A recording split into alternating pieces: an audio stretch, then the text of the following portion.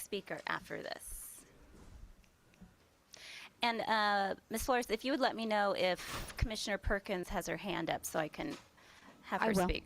Yes.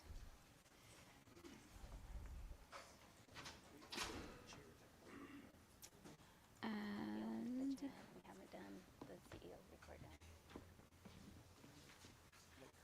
Oh, that's right. Okay. Got it. I'm still waiting for Commissioner Perkins to join.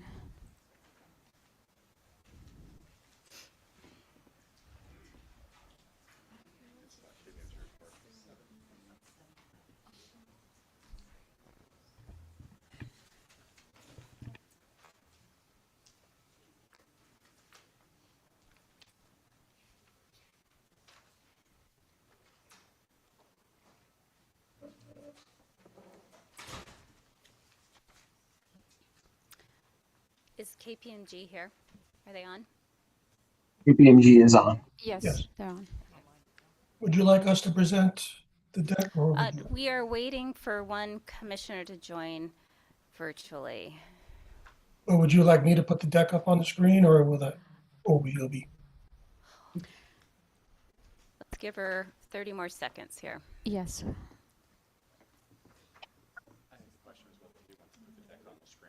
Oh, okay. Yes, please. I think the question from KPMG was whether or not you wanted KPMG to put the deck on the screen or whether you all put the deck on the screen. I have it. I will pull it up. Okay. Okay. Hello, KPMG. Go right ahead. Good afternoon. Thank you, Commission. Thank you, Commissioners. So we just wanted to give a brief background as to the purpose of our engagement. So I'll begin with that kind of executive summary. So if we go to that first slide, the purpose of our engagement, if you, again, pass the table of contents, just going to the executive summary. Thank you. The purpose of our engagement was to conduct an objective, fact-based assessment of LAHSA's accounting, cash management, cash forecasting, accounts receivable, and payment processes. The review was intended to better understand the factors that may contribute to the delays in provider payments and billings to government funding partners, identify potential operational or systemic barriers, and recommend improvements to strengthen the timeliness, transparency, and effectiveness of LAHSA's financial operations. LAHSA operates within a complex funding and service delivery environment that requires coordination among the organization, its service providers, and multiple external funding partners as well. And within that environment, LAHSA has experienced challenges that have contributed to delays in provider payments.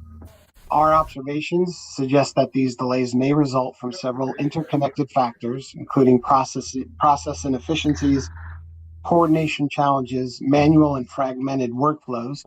If you could just make sure you're closer to the mic. Oh, sure. Sorry about that. Fragmented workflows, complex cash management requirements, and reliance on limited number of key personnel.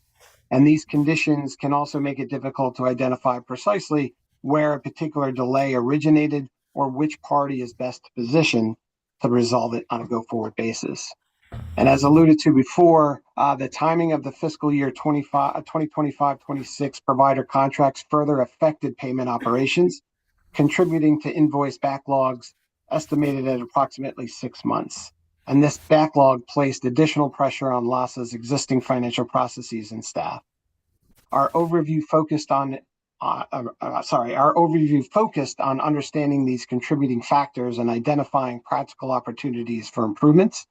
And the immediate objective was to better understand the contributing factors and identify practical near-term improvements that could support more timely the provider payments and strengthen its financial operations over the longer term. And the observations presented here should be understood within the scope of our review and based on the information available to us at that time. And with that, I'd like to hand it off to my colleague, Mr. Doyle. Thank you, Tom. Can we go to the scope and approach slide? Slide 4.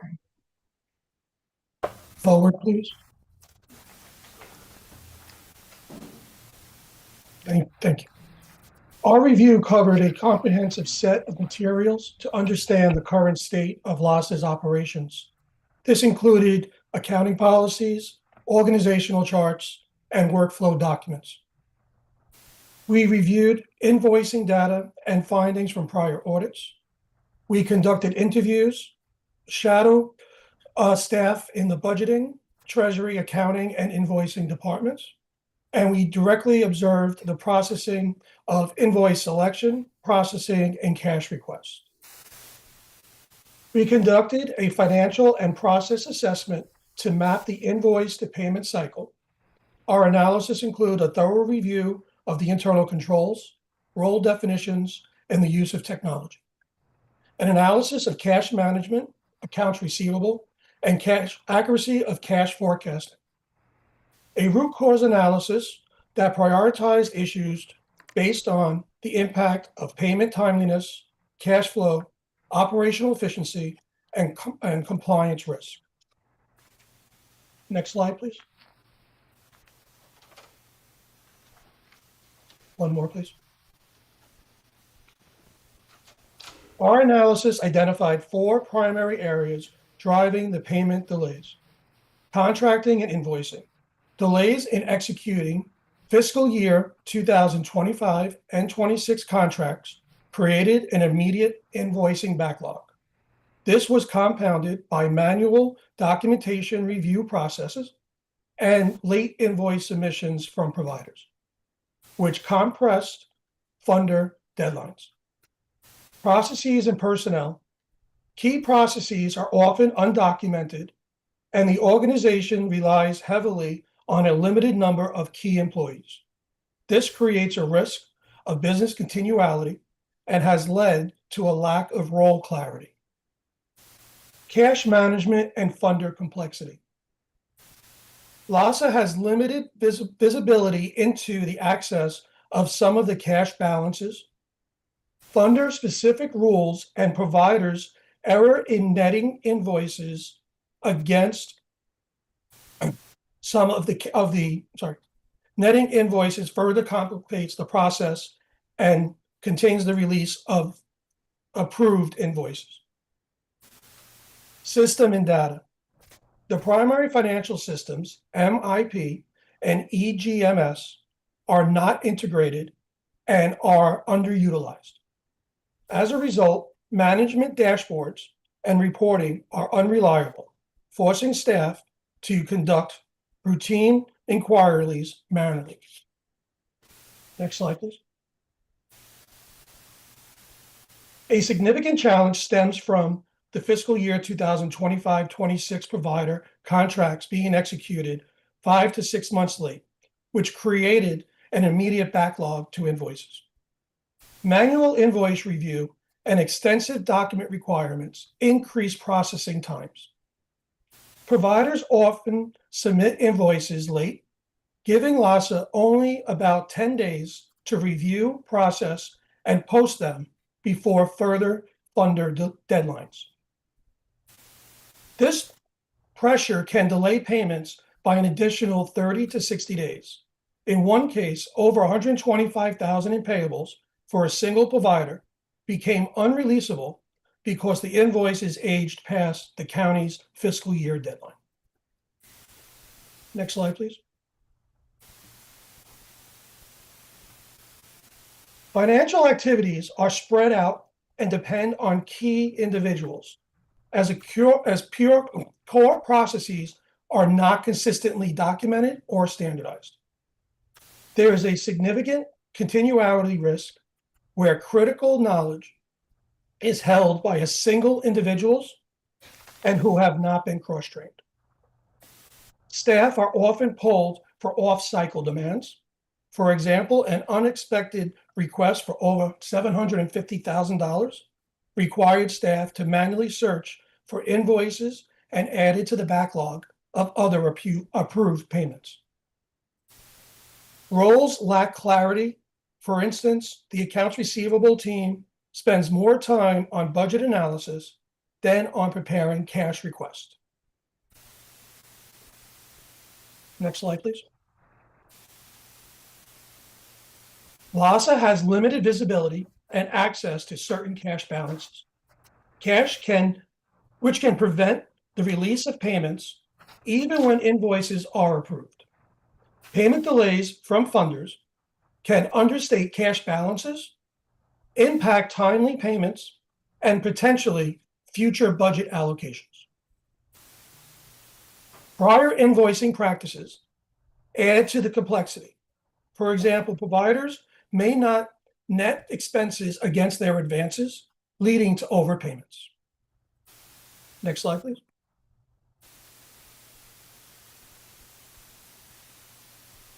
The technology environment is not streamlined. The accounting system, MIP, and the grants management system, EGMS, are not integrated, forcing staff to rely on manual reconciliations. The availability of reporting functions in MIP are not used consistently, leading to a manual report preparation and a higher risk of errors. Because financial records are not maintained in real time, reporting on grants revenue, cash balances, and liabilities is often delayed.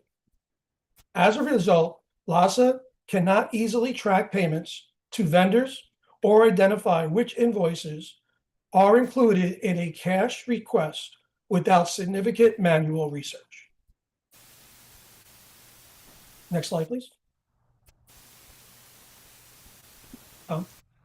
So based on those observations, we've got immediate recommendations that we recommend within the next 30 days.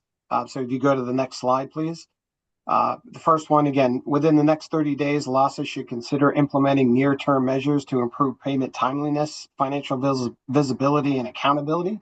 These measures include establishing a structured backlog reduction plan with defined timelines, responsibilities, and resource needs, developing a consolidated grant billing and drawdown calendar, recording pending and completed financial activities at MIP within 1 business day, implementing exception reporting for overdue billings, aged invoices, and higher risk payments, and providing service providers with timely and clear guidance regarding invoice requirements and expected processing timelines.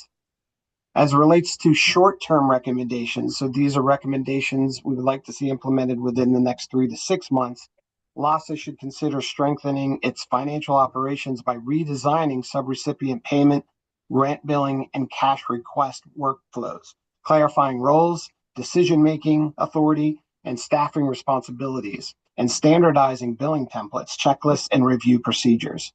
Additional measures should also include strengthening quarterly close procedures while assessing a transition toward monthly closing, and developing a reference guide that maps grant agency, funder, and general ledger codes. And LAHSA should also work with the city and county to evaluate opportunities to expand advanced funding arrangements, subject to applicable contractual requirements, funding availability, and required approvals. Then there's our longer term recommendations. So LAHSA should consider evaluating opportunities to integrate and automate its grant management, billing, and general ledger functions to improve data consistency and establish a reliable source of financial information. LAHSA should also consider enhancing dashboards and key performance indicators related to payment cycle times, billing timeliness, and cash forecast accuracy, together with a formal business performance management framework that really does establish an appropriate service expectations, escalation procedures, and clear process ownership. And then finally, we also recommend a service model alternative. LAHSA should consider evaluating service model alternatives that could supplement its existing capabilities and strengthen the continuity of its financial operations. Potential options include establishing to government accounting professionals to reduce reliance on individual key personnel and improving integration between the EGMS and MIP system. Assessing subscription-based support models that may also provide more predictable and scalable cost, and enhancing reporting infrastructure to improve timely visibility into cash payables and receivables. So those are the recommendations, again, based on the observations that we've noted. And with that, I think that closes out our presentation for today.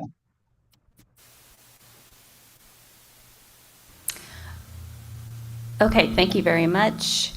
We have before we take questions and comments, we have a public speaker, Pat Raphael.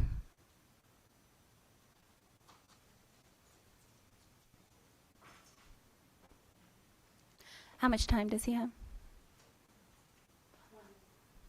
I guess normally the public usually goes after everything's out there, but I do want to defend LAHSA and say you guys are being used as some sort of punching bag for systemic issues that are bigger than what you're able to produce with what you're given. But when I see reports like this, it seems also the other thing can also be true, that the comfort of having such steadiness in your revenue stream and being able to not have such concerns just makes it so that the inefficiencies become the order of the day. So what we're thinking about and talking about is how can we use these findings to be more responsive. Especially the area I'm thinking of is funding for inclement weather situations when it gets too hot or too cold or rainy, right? Is it responsive, whatever you have in place to pay people, is it responsive enough to act in the moment when people need it most? Thank you, and thank you for coming to speak in public. We have one online speaker We waiting. have 6 online speakers. Okay. Chris Tilley, you can unmute yourself.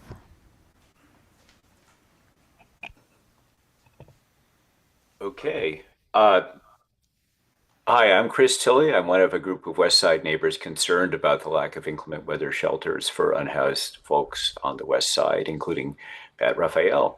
We have been reaching out about this to various offices, including LAHSA, since February 2023. We keep getting sent to call 211 and the LAHSA website, but when storms happen, 211 has waiting times up to 2 hours. When we do get through, there's never been shelter, with the exception of a few days during winter 2023, 2024. The website usually just tells you to call 211. We've asked for help from elected officials. We sent a letter signed by 31 Council District 11 residents, but we really haven't gotten anywhere, and really wanted to ask LAHSA to help us figure out what solutions are possible. So thanks for anything you can do to help us move forward on this important issue. Thank you very much. Next caller. Catherine King, you can unmute yourself. Hello. Okay, I can't get my picture up there, but I'm calling again about extreme weather shelters, which I haven't heard anybody mention in the chair's report or the financial thing. But we've been interested for many years in trying to get emergency inclement weather shelters. And there's we're in this heat wave right now. There's a new analysis of data on California health hazards by the Tracking California and reported by LAHSA on August 26th. I assume you've all seen that, showing that unhoused people are at higher risk during extreme heat. Emergency rooms treat them for burns from lying on hot pavement and for extreme dehydration, heat rashes, and heat exhaustion. I have checked out your cooling centers. There just aren't enough. It's Thank you. Your library. time is up. Thank you. Hi, Barry. Are you speaking on item 7? Yes, I am. Okay, go ahead. I am also here to speak to the issue of emergency shelter in bad weather. For the past several years, our group of neighbors have been trying to work with city officials in several ways with no results. And in fact, our unhoused neighbors have less access to emergency shelter now as we face more extreme weather, this week's heat and El Nino conditions coming up. They need housing. Unhoused neighbors need housing in an emergency. As Chris said, 211 has been useless. No one answers. How can unhoused people or anyone use it? It's totally not functional. Since the Armory closed in West LA, there have been no options for emergency shelter on the West Side. Even this week, the closest cooling center was in Hollywood. Please open rec centers and other easily accessible locations at night when we expect heat and rainstorms, which, as Catherine said, make it dangerous for people who sleep outdoors. And then you must help people learn about them and get to them. I appeal to you, we all do, to please pay attention to this. Thank you. Your time is up. Anastasia, are you speaking on item 7? Oh, hello. Yes, my name is Anastasia Kamaras. I'm with the Forfeit State News. So I've been watching your meetings. I've actually been kicked out of some of your meetings earlier today. So, earlier this week, I've been tuned in. You guys have lots of meetings. So a couple questions that have not been resolved. Is Karen Bass at your meeting today? She's not here today. Thank you.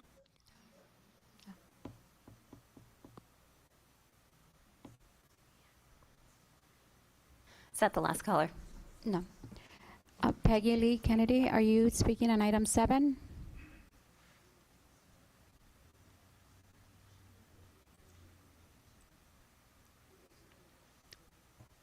Peggy, you can unmute yourself. Yes, I am speaking on agenda item 7, the KPMG report. Can you hear me? Yes. Okay. So I just want you to know that I'm an accountant, and I believe that this recommendations have missed the mark in certain aspects, because we need to tie any funding, any payments to outcomes, the LAHSA mission. Things need to be directly linked to the outcomes, because, people are dying. Our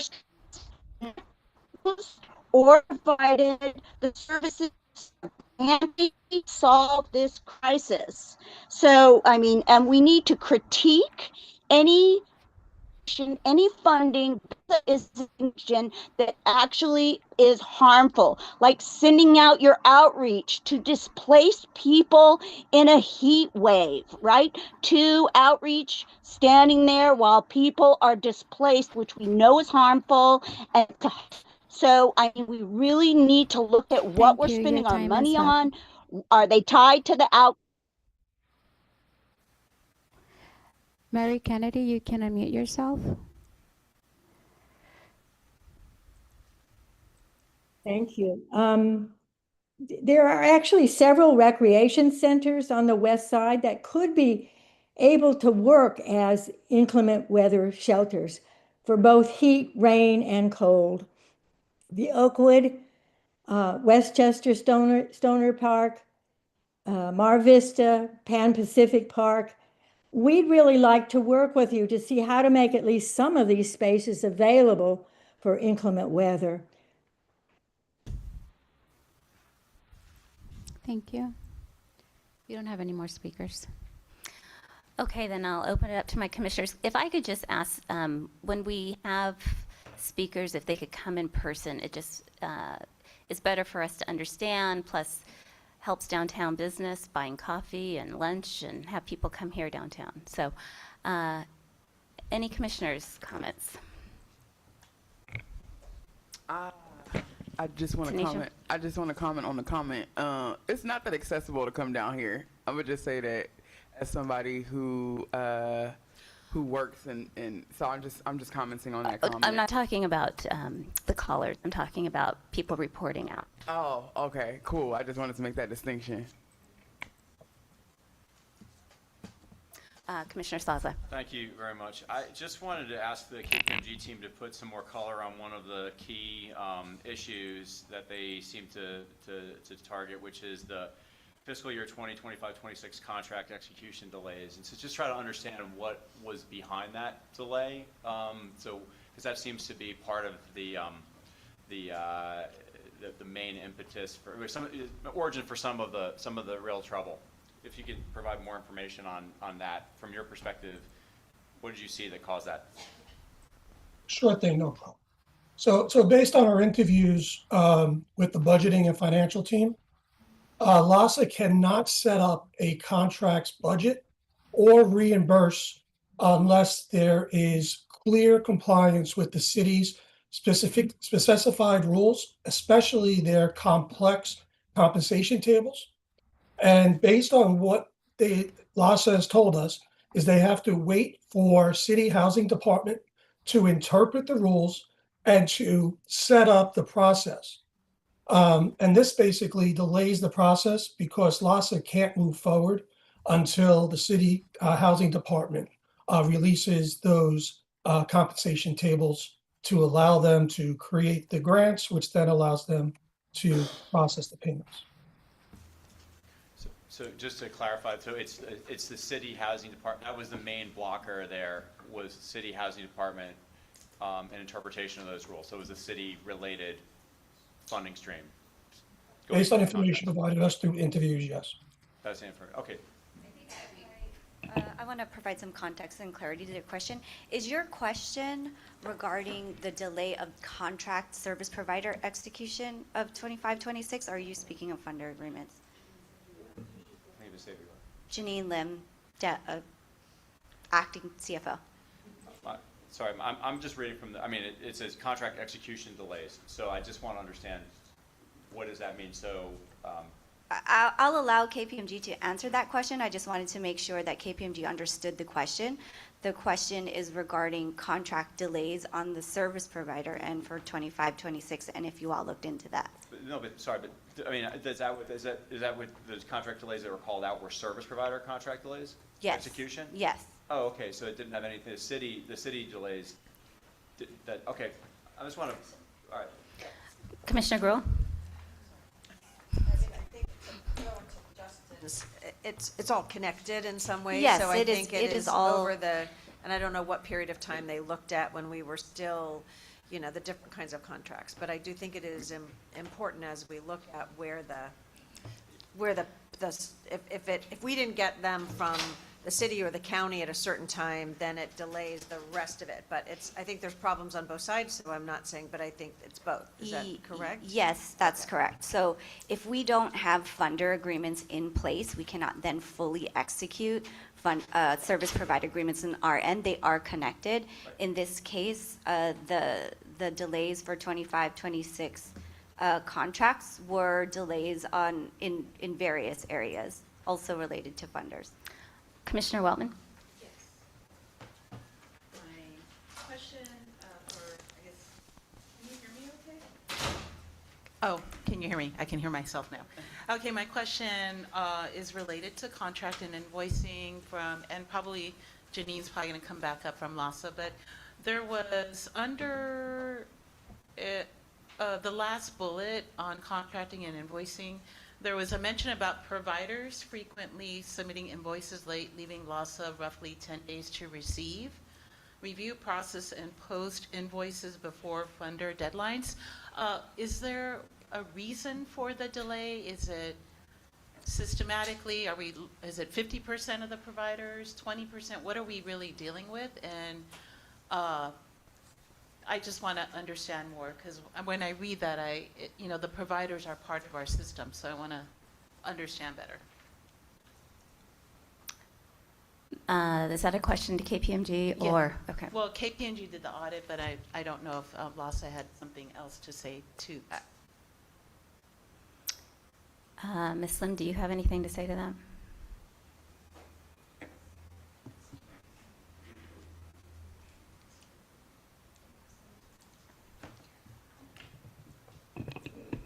Janine Lim, acting CFO. So on service provider invoicing, they are due on the 15th of every month for the preceding month. Then LAHSA submits the cash request, I believe, on the 25th, if anybody, yeah, on the 25th. So yes, sometimes those timelines are really short if the service provider is late. You wanted to know the scale of lateness. It can vary. On the county side, this year we actually submit delinquency reports to the county that detail what invoices are late, in particular for the month. However, one of the issues with just depending on delinquency reports is that there are also supplemental invoices, which the service provider can send after they already send their monthly invoices. So it sometimes can be quite unpredictable what the service provider will send at any moment if they find that there are expenses that, for example, they didn't bill for. So this year, we're actually really well positioned to get ahead of the curve and have more frequent messaging to service providers regarding, in particular, their year-end invoicing deadlines, as we are working really closely with the city to be really proactive about lateness with service provider invoices, as well as, you know, any measures that we would take, or accountability measures we would take for late invoicing is also being discussed with the city. Any other comments, questions? Commissioner Slaza? Thank you. I just, Janine, sorry, I just want to ask you on the recommendations, the immediate recommendations. There's 1, 2, 3, 4, 5 of those that were listed for 30 days. I saw in the management response that the last page of the management response that it seems clear that the first recommendation was acted upon, the backlog reduction plan with timelines, ownership, and resources. Could you comment on which of those other of the immediate recommendations have been implemented already, or if any? Yeah, sure. Thank you. So, yes, the backlog at the time that this review was done was in response to that backlog that we all talked about here in February, March, April. So that backlog was cleared. What we did there was hold daily meetings around the aging payables, going through each funding source one by one, looking at how the state of each aged invoice, examining that funding source, figuring out when that cash was going to come in, and then communicating with service providers by funding source. It was an email that you all also would receive every Friday, reporting on the timeline of when those payables could be released. Other improvements that we have done, we have started to implement a new process for check selection, utilizing a recommendation from KPMG to implement macros into some of our Excel files. So we have started testing that out this past 2 weeks to kind of automate the check selection process. So that is a work in progress. We've also started to work with our internal data team to identify an automation that could be made between EGMS and MIP so that the upload of information from one system to the other could be also automated, and we would have more real-time data between the two systems. Another improvement that we also made was clearing out prior year advances that were issued and still outstanding. So those are much of the improvements that we have already done. And we are working a lot more closely with the city to mitigate delays, clear up any issues we have around advanced payments, advanced timing, and issues like late invoices, which I spoke about earlier. Okay, thank you. I'm trying just to link those to the exact recommendations of the immediate recommendations that they have. So exception reporting for missed billings, age invoices, high risk payments, which is the second from the bottom. Right. That's not. Those are dealt with in our daily meetings as we are looking at what check requests have been submitted, what have not, which are late, the aged invoices, which I just spoke about, and we are always, every day, talking about high-risk payments. So we are working on that. Okay. It's just, I'll just say that there's a lot of these recommendations are familiar because they've been in previous assessments, or when the auditor controller looked at it, made suggestions for ways to improve, or for other groups have looked at the way LAHSA operates. So I think it'd be good to have a really clear kind of matrix of these recommendations to understand what's been done with each of those and what the status is and how we're approaching it and who the point person is for each of these. Because when I read your management response, it was hard to link up that management response to these pretty structured recommendations that KPMG made.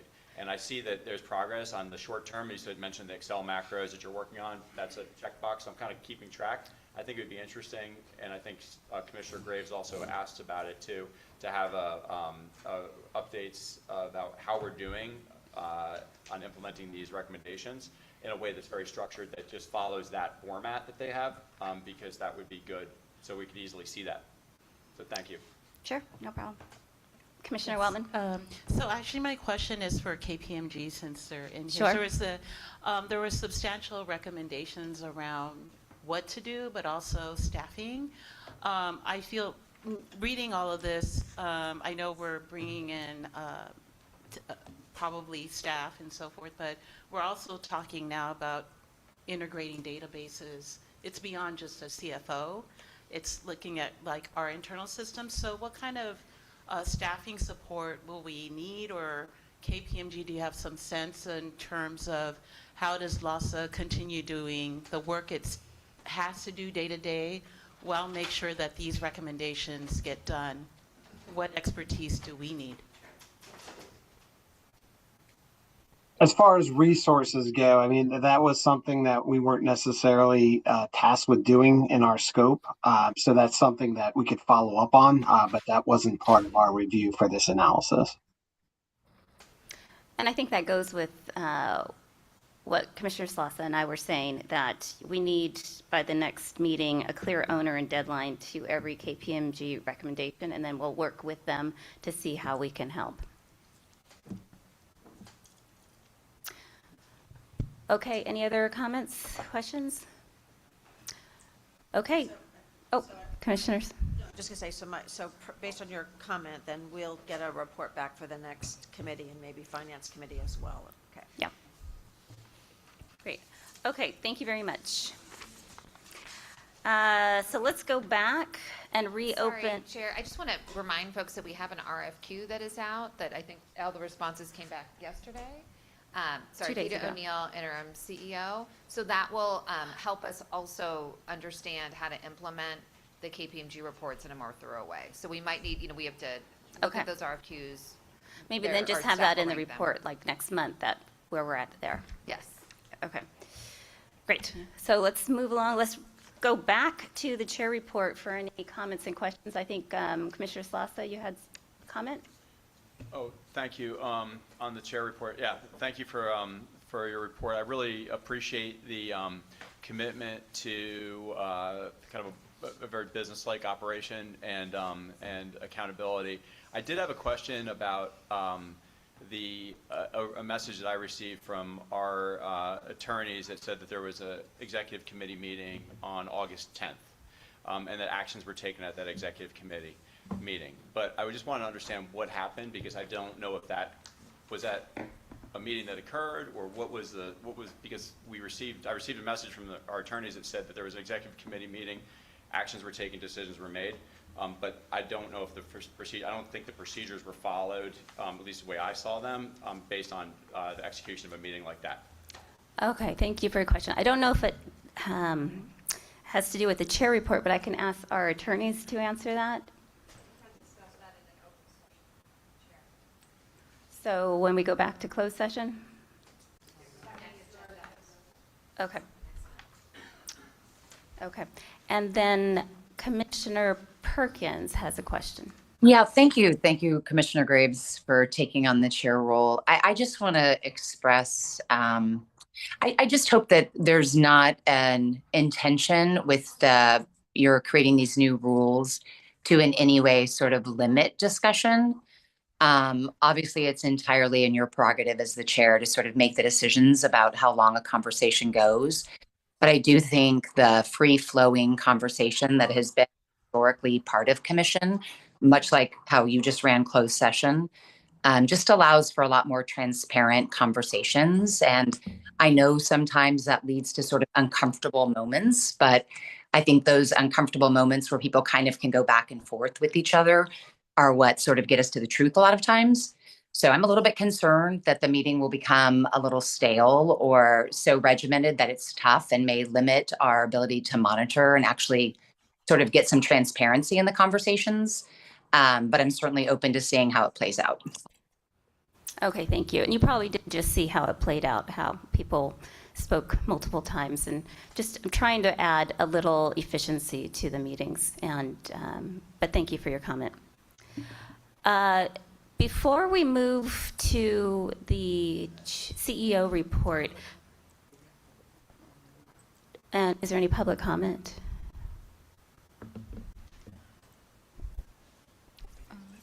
Yes, we have. Helen, you can unmute yourself.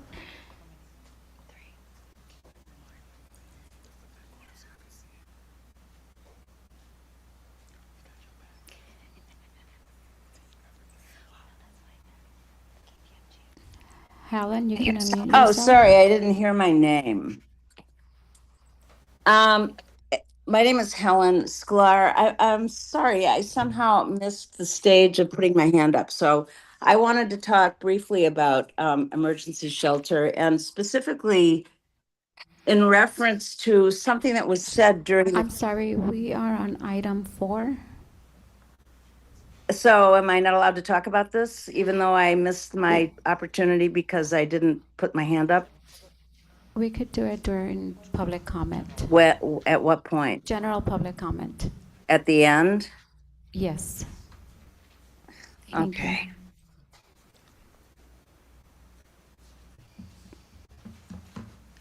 Anastasia, you can unmute yourself. Are you speaking on item 4? I'm speaking on the item. Actually, item 4 is one of about transparency and stuff that just your board member just spoke about, or somebody just did. You know, I tried to attend your meetings, but I got kicked out. Some of those people are in your audience. So you say to come downtown, but I don't feel very safe. And so the other thing is, I'm watching you guys on YouTube, and I'm asking why the meeting is not on YouTube. It lacks transparency. Thank you. Let me just comment on that. I meant for KPMG to come downtown and speak, not our public. Peggy, you can unmute yourself. Peggy Lee. Hi, thanks for calling on me. The chair report apparently had some action items in it, which don't seem to be on the agenda. And first of all, I believe that you required public comment for the chair report. And also, it would have been good if you had allowed for it. Seem to be the next thing on the agenda. So if you're going to change the agenda, it would be good for the people who are participating in your meetings know you're doing that. Comment on your report into a closed session. And this is not a public comment right now. It is a point of order. Thank you.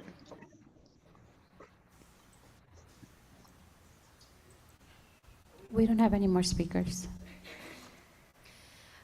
Okay, thank you very much. So let's go back up to the top and now hear the interim CEO report. Thank you. Good morning, Commissioners. It's just been under 2 months since the fiscal year began, and LAHSA staff are continuing to work diligently as we all adjust to our new structure. We appreciate our partners in the city and county who have been helping providers understand the current distribution of resources in the system and who continue to show diligence in challenging conversations they're having in this period of system realignment.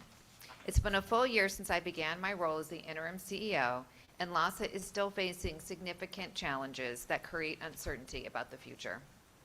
HUD's recent actions have shifted the need for decision-making to the local level, raising fundamental questions about how LAHSA operates. Many of these decisions are out of LAHSA's hands, and during this extended process, I need to be honest with you all in acknowledging that this is a very difficult moment for our staff. Before I get into my updates, I wanted to take a moment to thank everyone at LAHSA for their dedication to our mission and community that we serve. We all really appreciate it. LAHSA staff holds the knowledge, relationships, and expertise that are crucial to making our continuum function. Now I'm going to go over some key updates. First, to our 2026, 2027 funding agreements update. As of this morning, LAHSA has received executed funding agreements for all county funding streams, City HAP Rounds 2 through 5, City Alliance, and City Inside Safe. We have not received executed funding agreements for City HAP 6, City General Fund for non-Inside Safe, City Measure A Local Solutions Fund, and City ESG. We have also not yet received any executed fiscal year 2025 grant amendment agreements from HUD. Although we have executed 3 city funding agreements that I mentioned, the only actual funding from the city that LAHSA has received for this fiscal year is the $54 million City HAP Fund advance in June. Without executed funding agreements, LAHSA cannot execute and activate its associated subcontract agreements. This means our service providers are unable to submit billing on their contracts, leaving them with no choice other than spending their own resources on services without receiving immediate reimbursement. As you all know, this delay prevents crucial dollars from reaching programs and participants when they need them, which harms the people that we serve. It also creates a risk for LAHSA as we spend down the funds on hand to support our current operations, and they are not replenished. We have worked closely with LAHD, CAO, CLA, the City Council, and the Mayor's Office over the past several months to address and correct the historical delays that in executing LAHSA's city funding agreements. And we know that ultimately the delays this year are not the result of inefficient planning or effort. And we'd like to thank those city partners, LAHD, CAO, CLA, City Council, and the Mayor's Office for their hard work in trying to get these funding agreements signed and down the line to us. These proposed changes that we have received over the past few weeks have delayed some of the execution on the contracts. We are really working diligently every night. All of the staff behind you is going back and forth to try and make sure that LAHSA has the best contract that we can have at this time with the legal changes that were put forth in the contracts. We continue to urge all commissioners to advocate for the timely release of the remaining city and federal funds so we can continue to strengthen our system rather than harming it. Now I'm going to turn to the fiscal year 26-27 subrecipient contracts. As of today, for city subcontracts, 93% of subcontracts for which we have executed funding agreements are activated.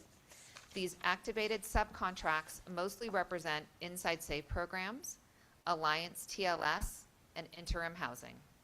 As I noted earlier, we have not yet received funds from the city to begin paying providers on these executed contracts. For county subcontracts, 81% are activated, and for state subcontracts, 84% are activated. We expect that the remaining county and state subcontracts will be executed within the next 5 business days. Now on to the HUD and COC. Regarding HUD and the COC, there are some important updates to discuss. Later in today's agenda, Jessica Reed, Director of our COC, and congratulations to Jessica on that, her new appointment, will share an update on the numerous litigation that we have against HUD taking place across the country and on the current events in the LACOC. On to KPMG. I know you all heard the report and the engagement from KPMG and our acting CFO. And just as a reminder, this report was posted on the solicitation page for LAHSA's Independent Fiscal Management, RFQ. The RFQ is designed to help LAHSA find a contractor to implement the recommendations noted in KPMG's report. We take KPMG's recommendations seriously. We've already started implementing some, and we look forward to fully implementing them with the contractor selected through the RFQ process. Turning to our coordinated entry system, I'm excited to tell you that LAHSA has developed a comprehensive CES engagement plan to strengthen collaboration with elected offices and support ongoing improvements across all components of our coordinated entries system. This plan includes the rollout of tools that will help elected officials, elected offices, and their staff better understand the pipeline of permanent supportive housing in their communities, identify eligible match-ready participants, and allow LAHSA's CES matching team to address questions related to PSH prioritization and matching guidance. LAHSA staff will be engaged in pre-match webinars launching next week and dedicated CES technical assistance office hours so we can answer staff questions as they come in. To further enhance partnership and transparency, LAHSA is coordinating with CES Policy Council chairs to invite elected offices to participate in the September 23rd CES Policy Council meeting. This engagement is part of the ongoing collaboration between elected offices and the Policy Council to develop improvements to CES policies, guidance, and procedures across LA County. Lastly, I want to share a little bit about outreach.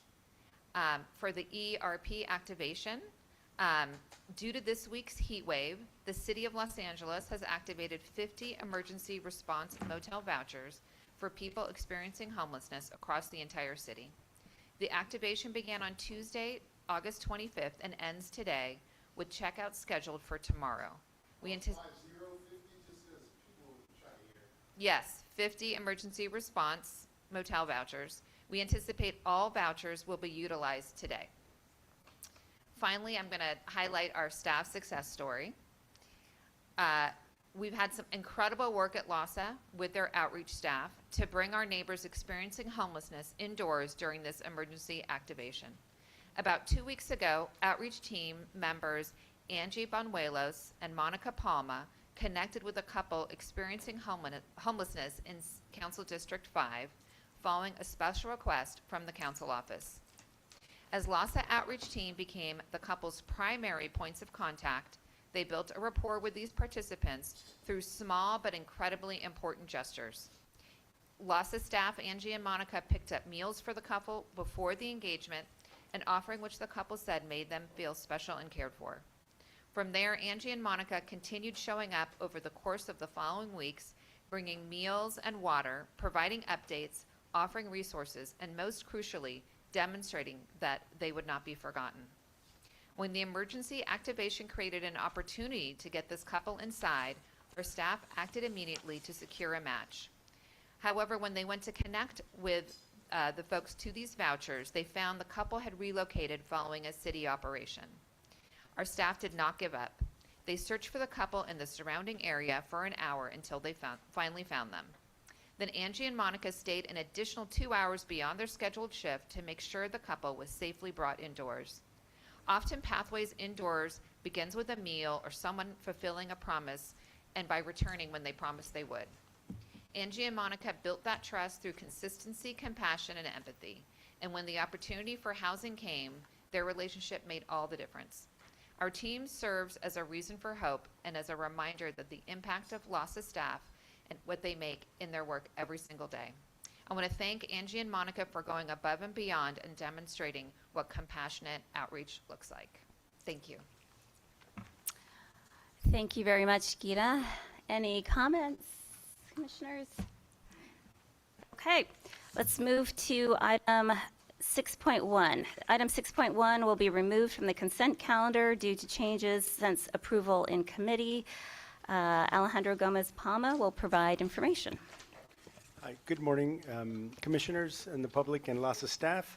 So for this item, we are requesting the commissioners to authorize LAHSA's interim CEO to enter into specific contracts and amendments with service providers and vendors for fiscal year 26-27, with the funding sources and terms and the amount shown in the memo and the table that accompanies. Of the 4 contracts, one of the contracts was added after the committee meeting, which is why we are presenting the information today. So the 4 contracts, 3 of them are for vendors. One of them is for a service provider, Emotional Health Association with the City Alliance. The 3 vendors, the one that was added after the committee is the Daily Strategies, which provides strategic consulting recommendations and support for LAHSA. Are there any questions? Commissioners, any questions? Commissioner Slauson? Yeah, thank you. Just to have an idea of what Daily Strategies does. I read the description, but like, what is it? What do they actually provide? Thank you. Daily Strategies is primarily a public affairs consultant. Oh, sorry, Paul Rubenstein, Chief of Staff. So Daily Strategies primarily public affairs consultant. We meet with them. I meet with them regularly. Our government affairs staff meet with them regularly. They support us with meeting with elected officials and offices. We also have worked with them on education on issues. We took a trip to Sacramento with them earlier this year. For context, 3 years ago, the government affairs staff at LAHSA was around probably 25, 30 people, and now it's 3. So having this consultant capacity really helps us to continue to make sure that LAHSA's voice is heard in these discussions. All right, thank you. So this, you consider this an essential piece of what we need to do in order to interact properly with our public. Yes, especially because our staff is not, it's a fraction of what it was. Thank you, I appreciate that explanation. Oh, I guess I will also note here, they also can help with communications, and they may, at least for the interim. I want to share with everyone that our longtime communications director, Ahmad Chapman, put in his notice a couple weeks ago. So he is wrapping up his time with LAHSA at the end of this month. Of course, Ahmad has been a rock, and we deeply appreciate his service and his commitment to the mission. He was always very client-oriented in everything that he did, and we appreciate everything he did and wish him the best. We do wish him the best, and I do know Daily Strategies, and they're very good, so it can help with communications. Okay, can I get a motion to approve item 6.1? Move approval. I second. Somebody second. Any public comment? We don't have any, but I can call the roll. Commissioner Graves? Aye. Commissioner Sheik? Aye. Commissioner Gruhl? Aye. Commissioner Perkins? No. Commissioner Rodriguez? Aye. Commissioner Saunders? Commissioner Stringer? Aye. Commissioner Slauson? Aye. Commissioner Wellman? The motion passes with 7 yes, 1 no. Okay, thank you very much. Item number 8. Did you get the count correctly? I'm sorry, it's 8 yes, 1 no. Okay, so when I took over as chair, I asked for all the government's documents, and this document was sent to me, and it looks like it was never approved. So attached is a position description that was approved in December 2021. If anyone has suggested edits, we can work on a revised document for review and approval next month. The description will then be included in the commissioner handbook going forward. So I think if you have recommended changes, why don't we forward them to Eileen, and then we can review this again at our next commission meeting.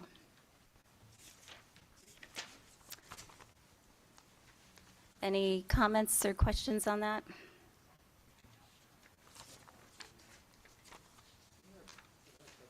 What is it?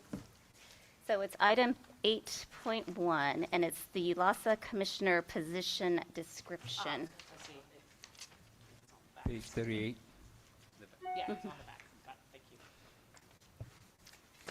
So it might take you a while to read it and put your comments together, so send them to Eileen.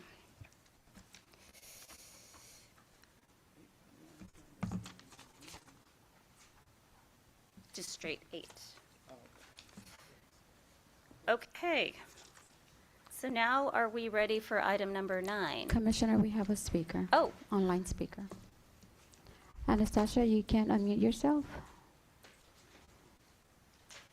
Hello. Are you speaking on item 8? I'm a little lost because I'm having a hard time following the meeting. Can somebody explain what the fourth flag in the background is? Thank you.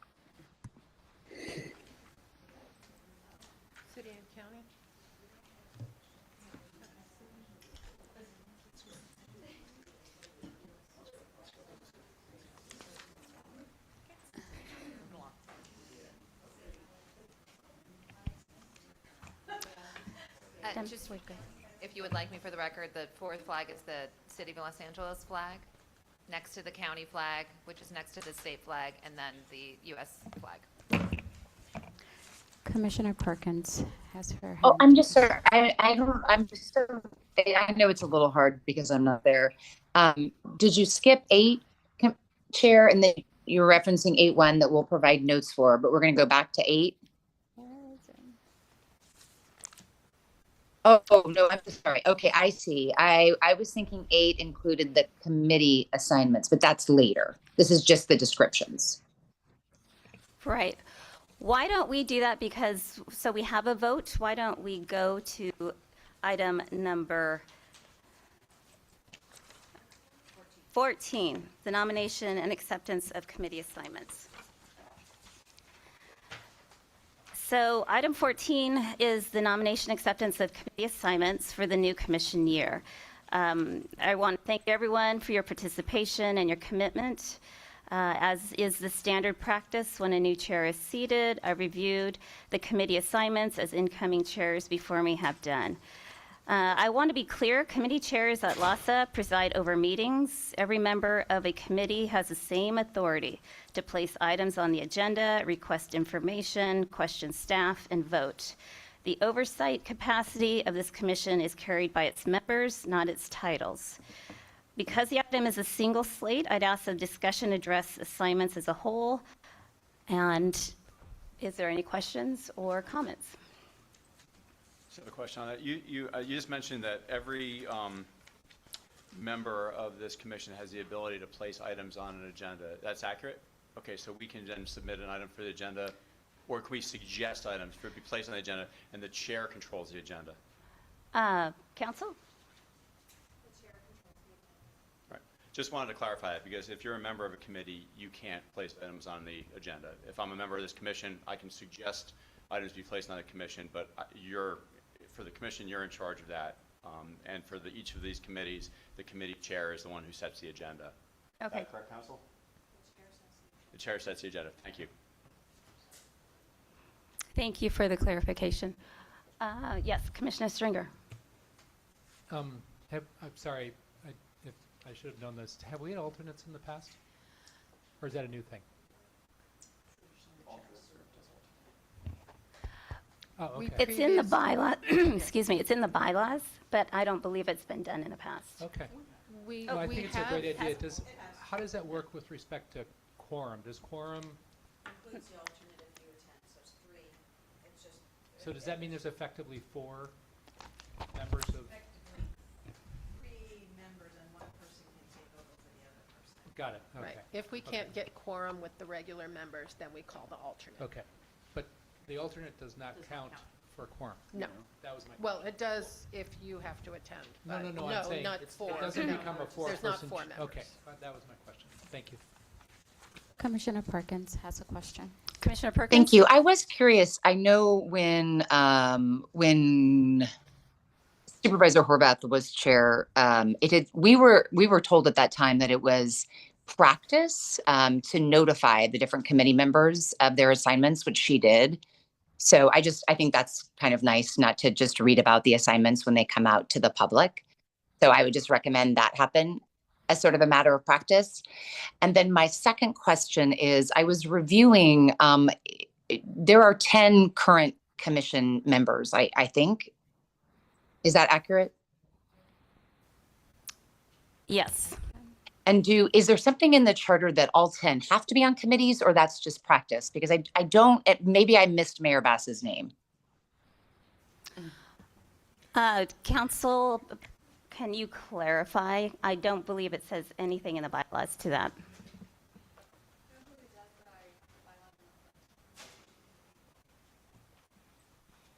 We're double checking.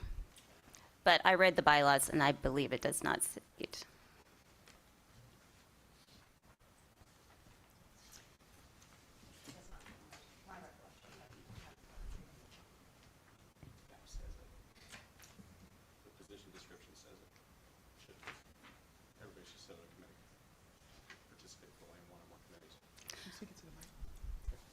Okay, so I just want to note that item 8 that we decided to we're going to be reviewing later on the LAHSA commissioner position description.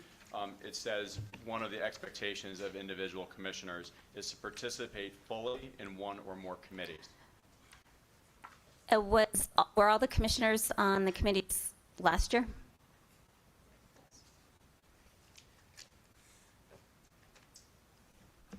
Yes.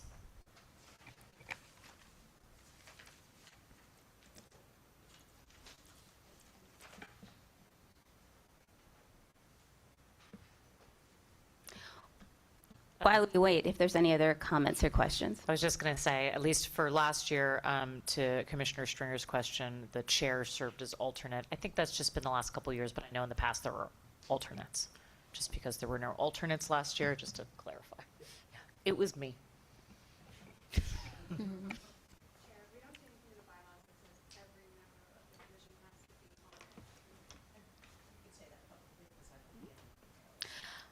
So county council just said that the bylaws do not state that every member needs to be part of a committee. Okay, so we probably should update that suggested description that you've shared with us. Correct. That was approved in 2021 or has not been approved. I think it was approved in 2021. So I think that was approved in 20. So I think that's still in effect technically. Okay. Okay, any other comments or questions? I just have a comment. I want to thank everyone for the work that we do in our committees. There's a lot of heavy lifting, a lot of responsibility in addition to coming to the commission meetings. And yeah, I think I appreciate the consideration and the work that I've done serving on the audit committee and program and contracts. And that was just it. Wanted to give a shout out. Thank you, Commissioner. Okay, could I get a motion? Second. Commissioner Graves, Aye. Commissioner Sheik, Aye. Commissioner Grohl, Commissioner Perkins, Yes. Commissioner Rodriguez, Aye. Commissioner Saunders, Aye. Commissioner Stringer, Aye. Commissioner LAHSA, No. Commissioner Waltman. The motion passes with 8 yes, 1 no. Okay, thank you, and thank you for all your commitment. I do know that the committees do take a lot of time, and if you don't know the dates and times, Eileen has that you can ask. Okay, let's go to number 9. Item number 9, update on continuum care. Ms. Reed.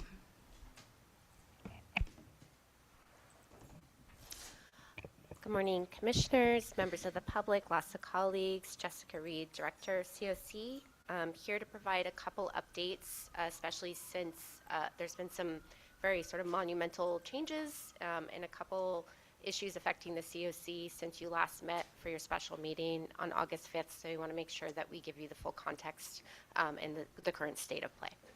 Next slide, please. I'll cover 2 updates. One is the status of the FY 2026 COC program NOFO, and the second is an update from the LACOC. I do want to note that the COC board's vice chair, Josh DeSalle, is here. I believe he's submitted a public comment request to speak form and certainly can provide an update on behalf of the COC. Next slide, please. This first update is on the status of the COC program NOFO. We've sent out some communication, but want to just reiterate what the messaging has been, what the current status is. Just to recap, HUD released the NOFO on June 1st. The original submission deadline was August 26th, just this past Wednesday. On July 2nd, the National Alliance to End Homelessness and more than a dozen state attorneys general filed suit against HUD, challenging the NOFO, and that there were violations to the Administrative Procedures Act, constitutional amendments, and other statutes. On August 7th, so just 2 days after this commission last met and took up a decision around and impacting the NOFO, the U.S. court, the First District U.S. court, set aside the NOFO entirely, meaning that is essentially vacated and that the deadlines and the contents of the NOFO are no longer enforceable. That meant for the LACOC and many other COCs across the country that all the work that had been done up until that point, roughly 4 months or so for us here, came to a screeching halt, and all that work is on pause. And then on August 14th, HUD appealed to the First District Appellate Court, the lower court's ruling, and that is currently pending an outcome. We expect maybe sometime in the next week or two that there will be some resolution or an announcement by a decision by the appellate court. For the LACOC, something that obviously is intertwined with LAHSA's litigation against HUD based on the suspension. So on August 6th, during the court hearing at the the U.S. District Court with Judge Carter, the LACOC joined the case as a plaintiff intervener, really based on the remedial action letter that HUD sent to the COC on June 18th. As you all know, on August 13th, Judge Carter issued a preliminary injunction, which also included an order to the LACOC to start accepting applications and evaluate applications for entities interested in applying to serve as the collaborative applicant, the HMIS lead, the CES coordinator, and the PIT count administrator on behalf of the LACOC. And the court ordered that the COC report back by August 13th, 2026. And then I believe the order also stipulated that HUD should respond to that report filing on August 13th, from October 13th by October 20th. And then on October 27th, there is a hearing date set. This past Monday, the COC board held a special meeting. They are, as I understand it, preparing to release a solicitation on behalf of the COC to begin begin accepting applications for those 4 main COC functions that were outlined in the court order. The timeline on that right now is unclear, but certainly if you'd like to hear from the vice chair of the COC board, he may be able to speak to that.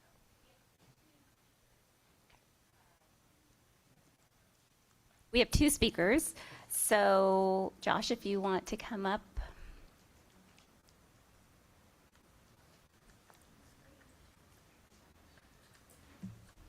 All right. Jess already said most of it, but good morning, commissioners. I'm Josh DeSell, the COC Board Vice Chair. I'm here to provide a brief update from our most recent COC board meeting held this past Monday. As you're well aware, and it's already printed up there, but the recent ruling on preliminary injunction in the LAHSA v. Trump case included an order to the COC that, quote, the LACOC is ordered to give notice forthwith that it is accepting applications for collaborative applicant, HMIS lead, CES coordinator, and PIT count administrator for the fiscal year 2027 COC nationwide grant competition. And by October 13th, the COC shall file a written report to the court summarizing its evaluations of all entities that have applied. I'm here to share that the COC board is actively taking steps to comply with that order.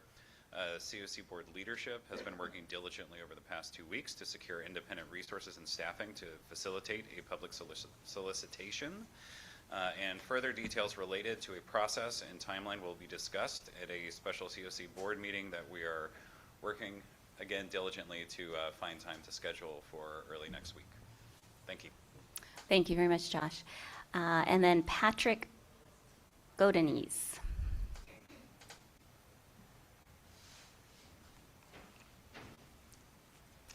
I come to stand before you as a Culver City interim housing participant, and for the sake of the public, I sit on the advisory committee on housing and homelessness, as well as the homeless camp subcommittee. But my comments are strictly my own. Culver City has been successful in reducing homelessness year after year, according to your homeless count, sheltering more than 180 unhoused neighbors over this time period, including myself, and it has recently been pro-housing designated. Unfortunately, these efforts have come at a huge expense to our Culver City taxpayers to do so, and putting the city into a structured deficit. To my knowledge, our city does not receive funds from LAHSA or and interact with the continuum of care program here, contrary to our proclamation. I would like to change this situation as soon as possible. I'll leave my information with the city clerk. Thank you so much. Great, thank you so much for coming and speaking. Okay, we have one online speaker. Yes, Peggy Lee, you can unmute yourself. Also, you speaking on item 9? I am. I am speaking on item 9. The public comment I have is that these organizations that you guys approve and fund and pay, they are supposed to have grievance processes for their clients, many of which have no idea how to do it, and they certainly aren't encouraged to do it. And once that grievance, if they actually file one, where's the resolution? Who is keeping track of this? And how does LAHSA know that these organizations are creating harm within them? You're just taking it on face value? I mean, we've got a problem here with some of these, and I think that it behooves LAHSA as an organization to stay within their mission and to not engage in harm, organizations that are actually doing harm and not letting anybody know. Thank you. We Thank have you, one more. Anastasia, you can unmute yourself. Hello, just a real quick thing. Perhaps your CEO can take a pay cut. I just read on LAHSA that she makes like $350,000 a year. That's absurd. Thank you. We don't have any more speakers, Commissioner. Okay, and Mr. Raphael, I have a comment for item 15 for you, but do you want to speak on this item? Okay. Okay, so thinking of the concept of continuum of care, what I heard earlier that sounded like a success story was, to me, emblematic of what's the problem here. So the interim lady talked about her staff searching for an hour after they had been displaced by another arm of the city. So it's like one side is trying to do something while the other side is actively working against it. And then to counter that, they had to have exceptional people going above and beyond. And I'm suggesting that that's not the norm. That's probably not what happens all the time. So while we have a success story to point to and see how dedicated you guys are to doing the best you can for what you have, I feel like advocacy should be part of your mission so that you can use your on-the-ground experience to communicate to other agencies how they can help partner and get stuff done in a way that's more efficient than what the success story I heard. So thank you. Thank you very much. I believe there is one more speaker, Patrick Godinez, or did we already hear from him?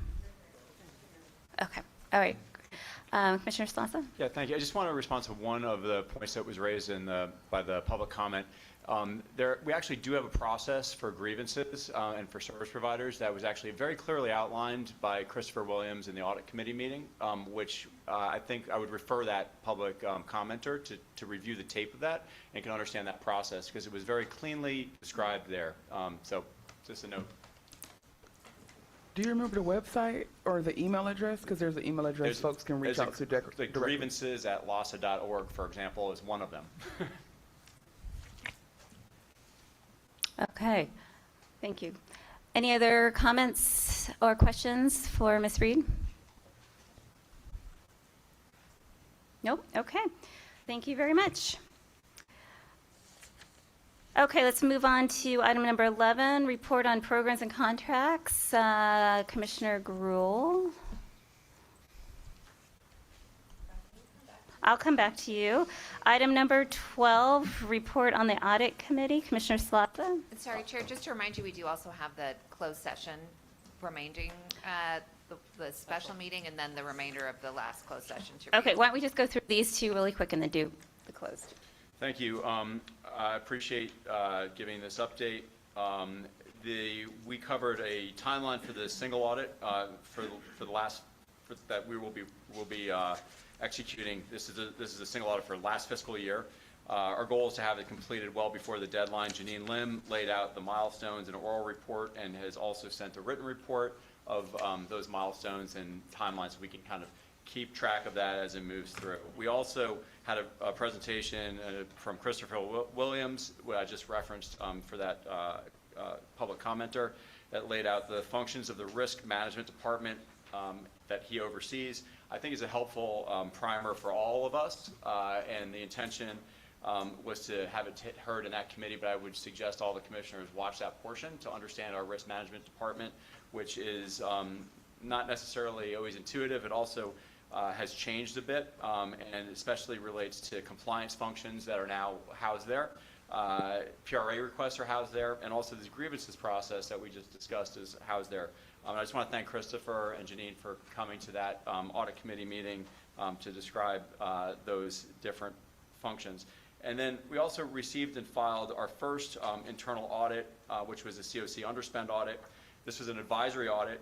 The origin was to examine ways which we may maximize the use, the impact of the resources allocated to our COC from HUD. Aram could not be at that meeting, but we appreciate the completion of that first internal audit. And I'll just say that I really appreciate my opportunity to chair this committee. I participate with Commissioner Stringer as the chair moving forward. Thank you. Thank you very much. Commissioner Gruhl? Thank you, and thank you to my fellow member of the Programs Committee. She had it in front of her, the documents. A couple of things. We just had a CPO report, which was very thorough on the different things that our staff and others are doing within the program's LAHSA offers. We also had the approval for the release of the RFQ for the single audit request.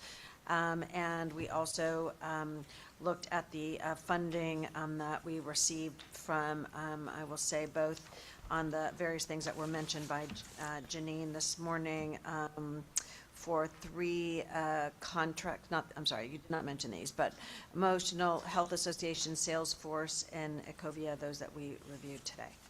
And that is it. It was a very short meeting. Okay, and I'm not sure if we can report on the management meeting before closed, or? No, okay.